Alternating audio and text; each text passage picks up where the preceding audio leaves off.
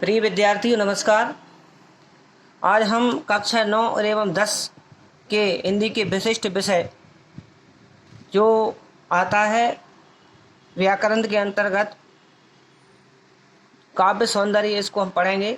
इसका नाम है काव्य किसे कहते हैं, काव्य की परिभाषा और काव्य के विभिन्न भेद, जो मैंने आपको पहले भी समझा चुका हूँ। तो समझते हैं कविता या काव्य क्या है। तो यहाँ पर कवियों ने लिखा है, आचार्य रामचंद्र शुक्ल ने लिखा है कि जिस प्रकार आत्मा की मुक्त अवस्था ज्ञान दशा कहलाती है, उसी प्रकार हृदय की मुक्त अवस्था रस दशा कहलाती है। जयशंकर प्रसाद ने काव्य को आत्मा की संकल्पनात्मक अनुभूति कहा है, अर्थात आपकी आत्मा में जो संकल्पित अनुभूति होती है, विचार आते हैं, उसको हम काव्य कहते हैं। तो सभी विद्वानों के निष्कर्ष अनुसार भाषा के माध्यम से सौंदर्य की जो अभिव्यक्ति करता है वह काव्य कहलाता है। कहने का तात्पर्य काव्य क्या है कि जो हमारे हृदय से जो किसी दूसरों की प्रसन्नता के लिए जो विचार व्यक्त होते हैं वो काव्य कहलाते हैं। काव्य गद्य भी हो सकता है और पद्य भी हो सकता है। तो आज हम पद्य काव्य के विषय में पढ़ेंगे। तो काव्य के वह रूप से दो भेद पाए जाते हैं। काव्य के कितने भेद हैं, यहाँ पर मैं आपको बता रहा हूँ। काव्य के भेद, काव्य के दो भेद होते हैं। नंबर 1 होता है पद्य काव्य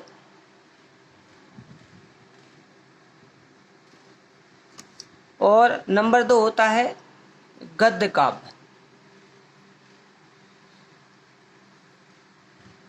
समझ में आ रहा है आपको? अब यहाँ पर हम पद्य काव्य के विषय में पढ़ेंगे। पद्य काव्य में छंद अथवा नियमित लय का प्रयोग किसी न किसी रूप में अनिवार्य रूप से किया जाता है। कहने का मतलब क्या है, पद्य काव्य क्या है?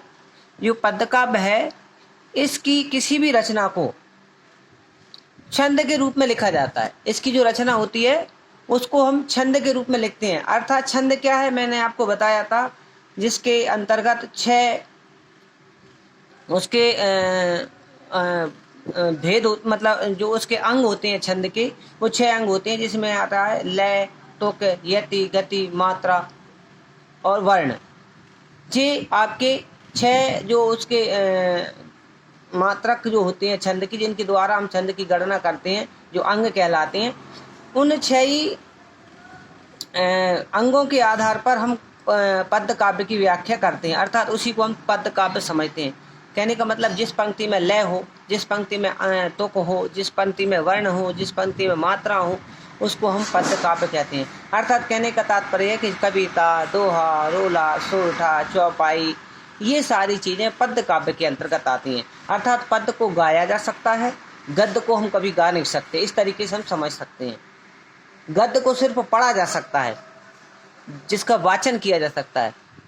पद्य में ऐसा नहीं है, पद्य को गाया जा सकता है, वाचन भी किया जा सकता है, पढ़ा जा सकता है।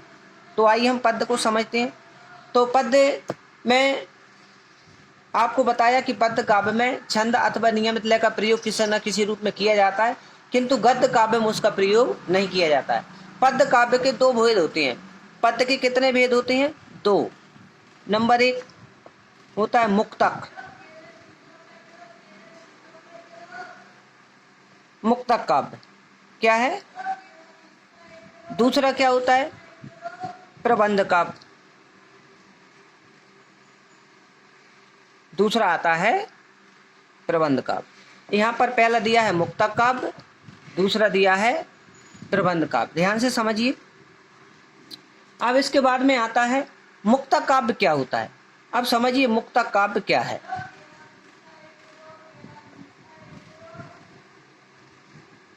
मुक्तक क्या है मैं आपको बता दूं। इसके लक्षण, नंबर 1 क्या है? मुक्तक काव्य में प्रत्येक छंद अपने आप में स्वतंत्र एवं पूर्ण रहता है। क्या रहता है? मुक्तक काव्य में प्रत्येक छंद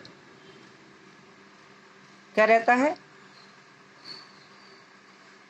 अपने आप में पूर्ण रहता है।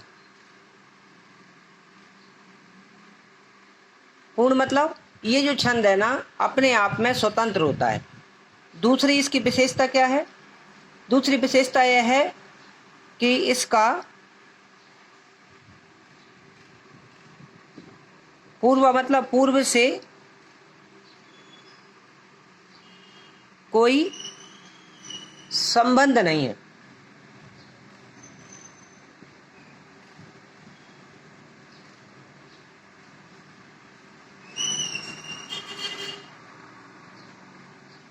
तीसरा है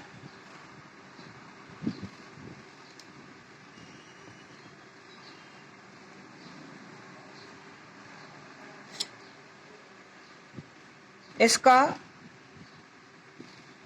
क्रम बदल देने से भाव स्पष्ट करने में कोई असुविधा नहीं है। मतलब इसका भाव जो होता है वो स्पष्ट रूप से स्पष्ट किया जा सकता है, इसमें कोई असुविधा नहीं होती। नंबर 4 है इसके अंतर्गत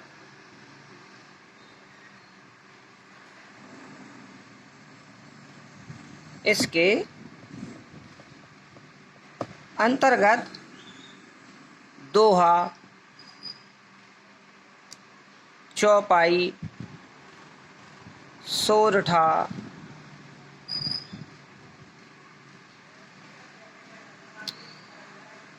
गीत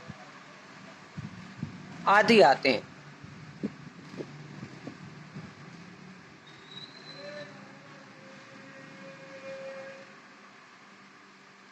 मतलब इसके अंतर्गत जो है, इसके अंतर्गत दोहा, चौपाई, सोरठा, गीत आदि का प्रयोग किया जाता है। अब 5वां है इसका सूरदास, मीरा, बिहारी, रहीम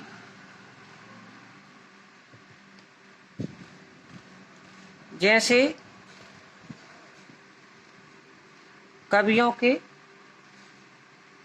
दोहे मुक्तक काव्य के अंतर्गत आते हैं। तो मैंने आपको समझाया आज मुक्तक काव्य। चलिए मुक्तक काव्य के बाद अब हम अगला क्रम में पढ़ेंगे प्रबंध काव्य।